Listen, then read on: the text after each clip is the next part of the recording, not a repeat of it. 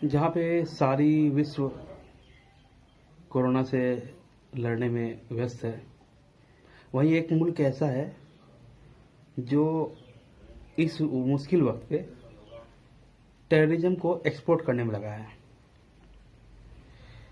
आप लोग सब जानते हो कौन से मुल्क है वो, पाकिस्तान। जब वर्ल्ड मुसीबत में रहता है तब तक पाकिस्तान ऐसा काम करता है। कल की बात देखिए, कुछ दिन पहले इन्फॉर्मेशन मिली थी कि 4-5 मिलिटेंट्स बॉर्डर क्रॉस करके इंडिया में दाखिल हुए हैं। कल उन लोगों ने एक घर में कुछ जो जिस घर में वो लोग घुसे, उस घर में जो भी लोग थे उनको बंदी बनाया। बंदी बनाने के बाद आर्मी को पता चला कि ऐसा कुछ हुआ है, सर्च ऑपरेशन चल रहा था। आर्मी वहां गई, कर्नल आशुतोष शर्मा के नेतृत्व में 21 RR की टीम। और 21 RR काफ़ी डेकोरेटेड यूनिट है कश्मीर में। सारा इनकाउंटर जिसमें हमारे 5 सोल्जर शहीद हुए, ये सब स्टार्ट होता है 1 मई को। 1 मई को इन्फॉर्मेशन मिलती है कि कुछ टेररिस्ट बॉर्डर क्रॉस करके हमारे देश में घुस रहे हैं। सर्च ऑपरेशन किया जाता है, सर्च ऑपरेशन लॉन्च किया जाता है और करीब 3 बजे के आसपास राजवाड़ा में, जो कि हंदवाड़ा के जस्ट बगल में ही है, वहाँ पे पहला कांटेक्ट होता है सिक्योरिटी फोर्सेज और मिलिटेंट के बीच। सिक्योरिटी फोर्सेस और मिलिटेंट के बीच हुए इस गन फाइट में एक टेररिस्ट को गोली लगती है और बाकी 4-5 टेररिस्ट भाग जाते हैं। और इसी के अगले दिन चूंकि आर्मी अब उन लोगों को खोज रही थी कि आखिर में गन फाइट के बाद लोग गए कहाँ, ये लोग कहाँ जाके छुपे हैं, तो इसी बीच एक इनपुट आता है, इन्फॉर्मेशन आता है कि एक गांव है चांगी मूला, जो कि हंदवाड़ा में पड़ता है। वहाँ पे उसी ग्रुप के टेररिस्ट जाके छुपे हुए हैं। जब वहाँ पे गए वो लोग, हमारे आर्मी और जम्मू एंड कश्मीर पुलिस की, जो कि काफ़ी एक्सपीरियंस पुलिस है, इन दोनों की एक जॉइंट ऑपरेशन किया गया।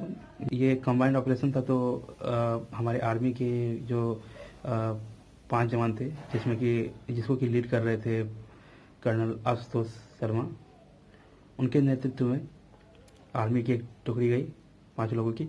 और उधर से जम्मू एंड कश्मीर पुलिस के शकील काजी, जो कि सब इंस्पेक्टर थे जम्मू एंड कश्मीर पुलिस में, उन्होंने भी अपना सर्वोच्च बलिदान दिया है। तो आर्मी और जम्मू एंड कश्मीर पुलिस की स्पेशल सेल जो थी, वो दोनों का एक कॉम्बो बनाया गया, ज्वाइंट ऑपरेशन किया गया। जब वो लोग वहाँ पर पहुँचे तो उन्हें पता चला कि 11 सिविलियंस को टेररिस्ट ने बंधक बना के रखा है। हॉस्टेज सिचुएशन था वो। और उन लोगों को एक ह्यूमन शील्ड की तरह यूज किया जा रहा है। जैसे ही आर्मी और जम्मू एंड कश्मीर पुलिस की कंबाइंड टीम अंदर घुसी, वहाँ पे 2 डायरेक्शन से फायर आने लगे, जिसमें कि एक था कॉसेट, जहाँ पे गुहा जिसे हम लोग बोलते हैं, कॉसेट से फायरिंग आ रही थी। तो इन लोगों ने जवाबी कार्रवाई की और उन दोनों टेररिस्ट को जो वहाँ छुपे हुए थे और फायर कर रहे थे, उनको मार गिराया। और इसी बीच उन्होंने कई सिविलियंस को भी रेस्क्यू कर लिया। लेकिन सिविलियंस को सबसे पहले निकाल दिया गया, इवैक्यूएट कर दिया गया, और उसको कवर देते हुए कर्नल आशुतोष शर्मा और उनकी टीम पीछे पीछे निकल रही थी। इसी बीच गन फायर हो ही रहे थे, लेकिन उधर से कुछ हैवी फायर आया और हमारे जवान, उनके पास एडवांटेज था क्योंकि वो छुपे हुए थे, तो हमारे जवानों को गोली लगी। उसके बाद जो बाहर में जो टीम थी, उनसे कर्नल आशुतोष शर्मा का कांटेक्ट टूट गया। तो करीब 30 मिनट बाद जब वापस से कांटेक्ट किया गया कर्नल शर्मा के शहीद कर्नल शर्मा के फ़ोन पे, जब कॉल किया गया, तो उधर से किसी आतंकवादी ने उठाया और उसने कहा अस्सलाम वालेकुम।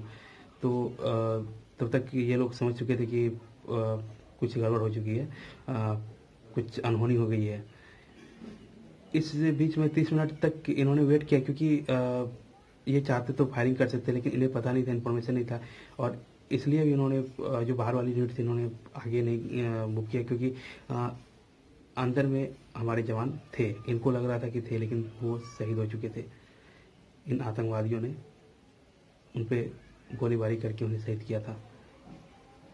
हालांकि इसका जवाब दे दिया गया।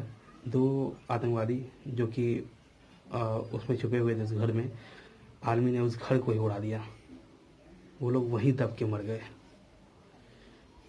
और रही बात पाकिस्तान की, पाकिस्तान तो सुधरने वाला नहीं है। पाकिस्तान एक जाहिल मुल्क है, जाहिल मुल्क था और जाहिल मुल्क ही रहेगा। पाकिस्तान कोरोना से नहीं लड़ सकता है। उसके प्राइम मिनिस्टर ने हाथ खड़े कर दिए कि मेरे से नहीं हो पाएगा, तुम लोग मरो। वो लोग क्या कर रहे हैं कि जो भी कोरोना इन्फेक्टेड हो गए हैं टेररिस्ट, जो भी कोरोना इन्फेक्टेड टेररिस्ट है, उसको इंडिया में इन्फिल्ट्रेट कर रहे हैं, और हम वो चाहते हैं कि मरने से पहले ये लोग बाकी को इन्फेक्ट करें और पूरी सेना तबाह कर दे। लेकिन उनको पता नहीं है कि हमारी सेना इतनी मजबूत है कि उसके घर में घुसती है, मारती है, उसे पता भी नहीं चलता है। बाद में वो लोग छुपाते बैठते हैं कि अरे कुछ हुआ ही नहीं। ये वो फुटेज है जिसमें कि आर्मी ने उस घर को ही उड़ा दिया है।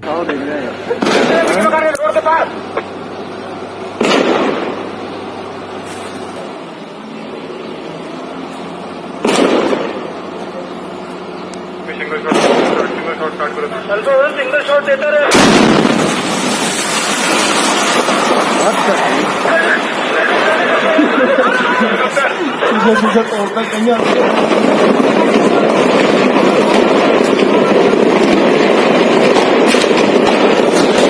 चलिए, ये तो हो गई दूसरे मुल्क की बात, दूसरे देश की बात, जो कि जाहिल है। जाहिल मुल्क से क्या कहना। अब अपने देश की बात करते हैं। कुछ दिन पहले क्या हुआ था, एक कोबरा कमांडो था, बस उसकी इतनी सी गलती थी कि वो अपने घर के बाहर अपनी बाइक धो रहा था। घर के बाहर, वो भी क्या, बस अपने दरवाजे पे।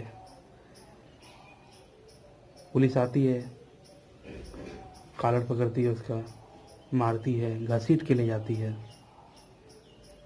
लेकिन कोबरा कमांडो हाथ तक नहीं उठाता है, कुछ बोलता नहीं, कुछ बदतमीजी नहीं करता, ना ही कुछ गाली देता है, क्योंकि उसकी ट्रेनिंग इस तरह की होती है। कमांडो को इस तरह से तैयार किया जाता है कि वो सिर्फ अपने दुश्मन पे ही वार करे, अपनों पे नहीं। कल एक सोल्जर था आर्मी का, लक्ष्मण करके कुछ उसका नाम था, मुझे याद नहीं अच्छे से, माफ़ करना। वो अपनी माँ के लिए दवाई लेने गया था। पुलिस वालों ने उसे पकड़ा